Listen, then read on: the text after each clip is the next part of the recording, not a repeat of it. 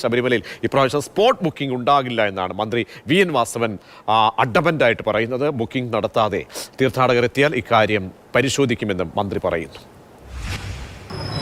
അത് പോലീസിൻ്റെ റിപ്പോർട്ടിൻ്റെയും അതുപോലെ തന്നെ അവിടുത്തെ തീർത്ഥാടകരുടെ കഴിഞ്ഞ പ്രാവശ്യത്തെയെല്ലാം വരവിൻ്റെ പൊതുസ്ഥിതിയും പരിഗണിച്ചാണ് കൃത്യമായി 80,000 നിജപ്പെടുത്തിയിട്ടുള്ളത്.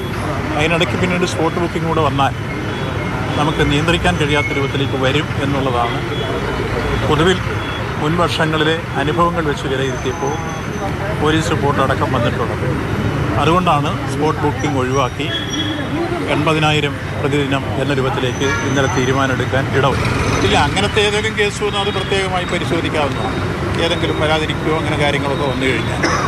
അതേസമയത്ത് ഇന്ന് നമ്മൾ ലിമിറ്റ് വെച്ചില്ലെങ്കിൽ നമുക്കൊരു നിയന്ത്രണമില്ലാത്ത രൂപത്തിലേക്ക് എത്തി തീർത്ഥാടകർക്ക് വലിയ വിഷമമുണ്ടാക്കുന്നുണ്ടാകും. എങ്ങനെ വന്നാലും 80,000 മുകളിലേക്ക് ഒരു ദിനം പോകാൻ കഴിയില്ല.